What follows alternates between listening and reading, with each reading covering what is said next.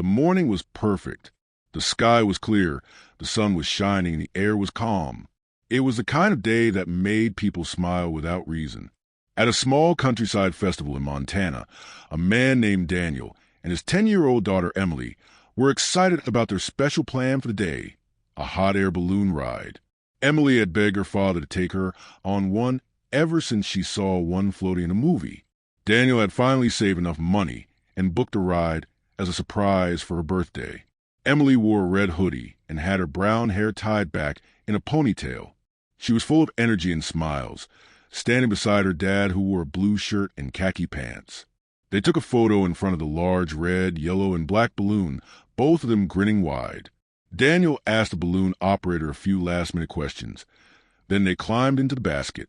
The operator, a man named Gary, gave them some basic instructions and slowly released the ropes that tied the balloon to the ground. Within minutes, the balloon was floating high above the trees, the crowd below clapping and waving as they disappeared into the sky. Many people watched the balloon rise, and they all expected it to return about an hour later. But as time passed, concerns started to grow. 2 hours went by, then 3. The balloon didn't come back. Gary's radio had gone silent. The team on the ground tried reaching him multiple times but got nothing. A search team was quickly called in. Helicopters were sent up, and local police were alerted. But no sign of the balloon or the people inside it could be found. Days passed. Search parties scoured the surrounding hills, woods, and valleys. They looked for any sign, balloon fabric in trees, broken branches, footprints, or even burned grass. But there was nothing. It was as if the balloon had vanished into thin air. Daniel's wife, Linda, was crushed. She cried every day, holding on to the last photo of her husband and daughter, smiling in front of the balloon. The local news covered the story for weeks, showing the family's heartbreak and the community's sadness. But as time passed and no answers came, the case slowly faded from the headlines. Years went by. Linda moved to a different town to escape the memories. Emily's room was left untouched for a long time, just as she had left it. Daniel's family kept hoping that one day someone would find something. But 6 long years passed, and nothing happened, until one summer afternoon when a man named Blake decided to take a hike through a deep forest trail miles from where the balloon had launched. Blake was an experienced hiker and often explored remote paths.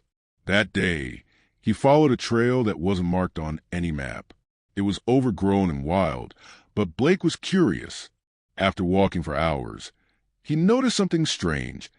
A group of trees that had been cleared out in a perfect square. The dirt looked freshly disturbed.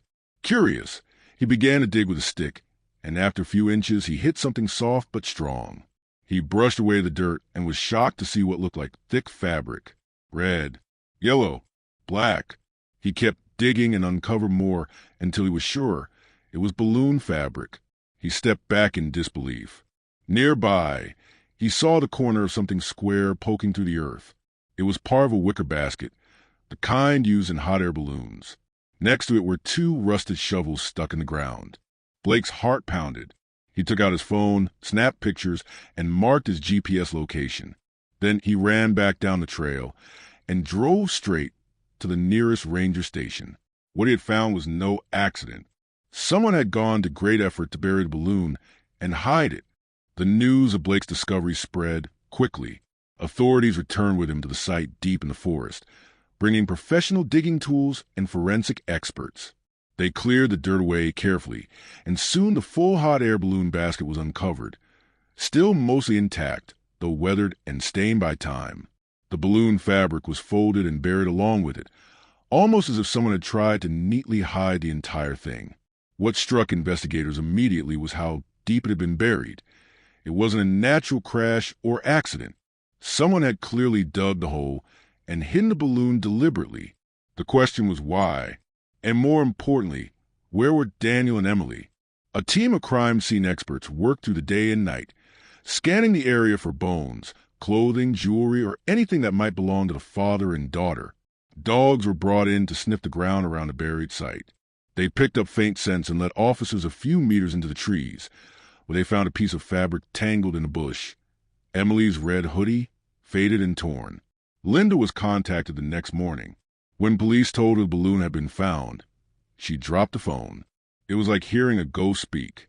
She had lived with pain in silence for 6 years, and suddenly her worst fear, that something dark had happened, felt true. She traveled back to the area, her hands shaking, and met with the detectives. When shown a photo of the hoodie, she confirmed it was Emily's. A DNA test later confirmed it. Investigators searched for signs of a struggle, but there were none. What puzzled them was how far the balloon had landed or been moved from its original flight path. The forest where it was found was nearly 30 miles from the launch point, and no crash had been reported in that region at the time. That made detectives ask a chilling question. Had the balloon actually crashed there, or had someone taken it there on purpose? Forensic experts found scratch marks on the balloon's basket rails, like someone tried to climb out, or had been pulled out. Deeper into the forest, they found something else. A rusted camping knife stuck in the base of a tree, its blade half buried in the bark. They dug around it and discovered a shallow hole nearby filled with ash and small burnt bones.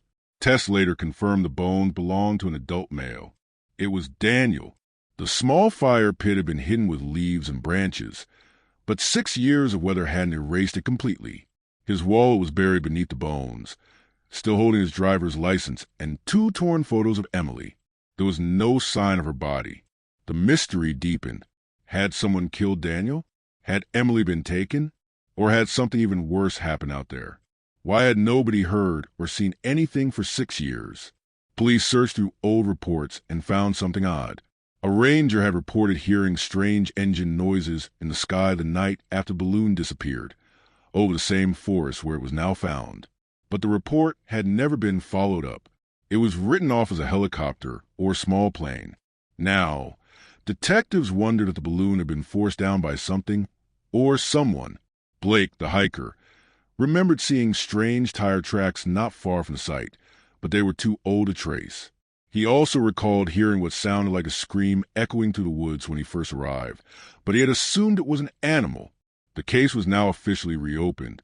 FBI agents joined local police and began a wide investigation. They searched for old criminal reports, missing persons tied to the region, and people who might have had reasons to harm Daniel. But Daniel had no enemies, no debts, no suspicious friends. He was just a father giving his daughter a birthday memory. The horror that followed was completely unexpected.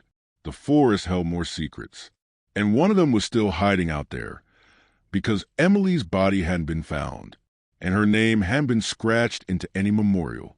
That meant one terrifying possibility. She might still be alive. Search teams didn't give up. Now that they had evidence of Daniel's body being burned and the balloon hidden, they believed someone had been involved in this on purpose. But if Emily was still alive, they had to move quickly. They brought in maps, drones, and helicopters to scan the area. The forest was large and thick with trees, and there were no main roads nearby. But satellite images from 6 years ago showed something interesting. On the day the balloon disappeared, there had been a small disturbance in a clearing about half a mile from where the basket was found. At the time, it looked like a shadow or an animal. But now, comparing the images, experts saw that the trees had been thinned out and branches broken. It looked like someone had made a small path. Investigators and search dogs followed the trail for hours. After pushing through thick brush and crossing a narrow creek, they found something unbelievable, an old wooden cabin hidden between large trees, completely covered in moss and vines. The cabin looked abandoned at first. The windows were dusty. The front door was locked with an old chain, and the roof was partly collapsed.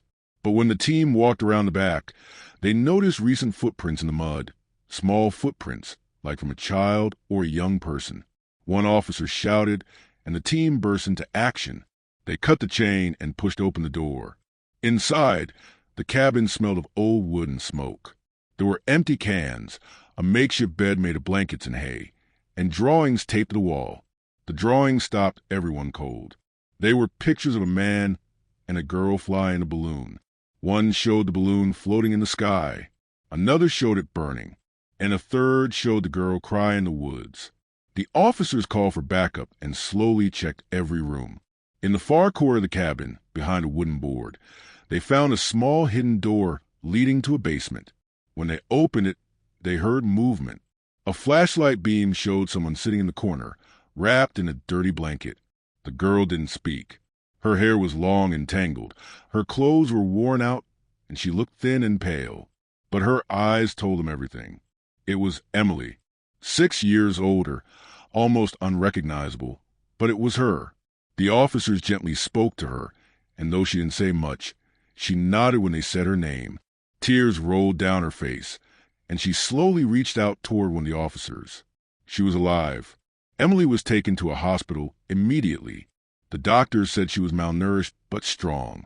She had clearly survived for years in isolation. A team of psychologists came to help her speak again, as she had been mostly silent for a long time. The police began asking questions. Who brought her here? Was she alone all this time? Slowly, with short words and pictures, Emily started telling her story. On the day of the balloon ride, something went wrong in the air. She remembered hearing a loud noise, like a small aircraft, and then the balloon suddenly dropped. Her father tried to keep them calm, but they crash-landed hard. She remembered waking up on the forest floor. Her dad was alive but injured. Then a man appeared. He wasn't someone from the balloon crew. He looked like a hunter or hiker. He helped them at first, gave them water, and started a fire. But then he took Emily away from her father. She remembered screaming. The man told her she was special and had to stay with him. She didn't know where her dad went. She said the man built the cabin for them. He told her she was his new family. He didn't hurt her much, but he didn't let her leave. She never saw a road, never saw a car, only trees and more trees. She was never allowed outside the cabin alone. She said the man would leave sometimes and come back with food or clothes. But one day, over a year ago, he left and never returned. She survived alone since then, waiting, hoping someone would come. She kept drawing pictures to remember her father and the balloon. She tried to count the days on the wall, but lost track. When the officers asked her about the man's name, she didn't know. He never told her. She called him the Whisper Man because he always spoke softly. Emily's return shocked the world. But the question still haunted everyone. Who was the man who took her, and why did he bury the balloon and burn her father? The investigation wasn't over yet, and the woods still held one more secret. Emily was safe now, but the man who had taken her was still out there. The police worked quickly to find out who he was. They searched the cabin carefully and found some old clothes, boots, and a backpack. Inside the backpack were tools, a hunting knife, a broken cell phone, and several old receipts from nearby gas stations and stores. Some of the receipts had dates and store names on them. They used this information to check security cameras and finally found blurry images of a man buying supplies, canned food, matches, rope. He was tall, with gray hair and a long beard. Nobody recognized him at first, but a retired park ranger saw the photo on the news and came forward. The ranger said the man looked like someone named Kenneth Rowe, a survivalist who once lived off-grid in the forest years ago. Kenneth had mental health problems and had been in trouble with the law once for trespassing. After a family dispute, he had disappeared into the woods and was never seen again. Detectives now had a name, and when they checked old records, they found that Kenneth used to own a cabin near the area where the balloon was buried. He had sold the land before going missing, but they suspected he had returned and built another hidden place for himself. They believe he found Daniel and Emily after the crash and took advantage of their weakness. Maybe he helped them at first, then turned dangerous. When they returned to the forest with new teams and dogs, they searched for Kenneth's trail. Weeks passed, and just when they started to lose hope, they found something deep in the woods. Another hidden area, this one a small underground shelter made from tree logs and plastic sheets. Inside were more supplies, handwritten notebooks, and even a few photos. Some showed Emily at a young age, sitting by a fire, drawing. Others showed the man's face clearly. It was Kenneth. His notes were strange and confusing. He wrote about saving the girl and rebuilding the world. But one final clue sent chills down everyone's spine. In his last notebook entry, dated over a year ago, he wrote, "She is strong now. I am sick. If I die, the forest will protect her." This meant he knew he was dying. He didn't plan to come back to the cabin. Searchers spread out again, and finally, just a mile from Emily's shelter. They found a shallow grave under a pile of stones. A skeleton lay there, with a faded jacket over the chest. A knife and empty pill bottles were beside him. DNA confirmed it was Kenneth Rowe. He had died alone in the forest he called home. When Emily was told, she was quiet. She didn't cry. She said nothing at first, then softly said, "I thought he'd never leave." She didn't hate him, but she was glad it was over. Slowly, she started recovering. Linda, her mother, stayed with her day and night, helping her get used to life again. Doctors and therapists worked with her, and over time, Emily began to smile more. She spoke in full sentences. She even asked to visit the field where the balloon ride started. They took her there. She stood quietly, looking at the sky, and whispered, "Hi, Dad." Then she held her mom's hand tightly. The town held a memorial for Daniel, and people from all around came to support Emily. Her story was shared in newspapers and TV programs. People were shocked, inspired, and moved. She had survived something terrible, but she never gave up. She said the thing that kept her going was remembering her father's words just before the balloon took off. "Don't be afraid of the sky. It's where dreams begin." She drew those words on a poster and put it in her room. Now, she was starting a new life.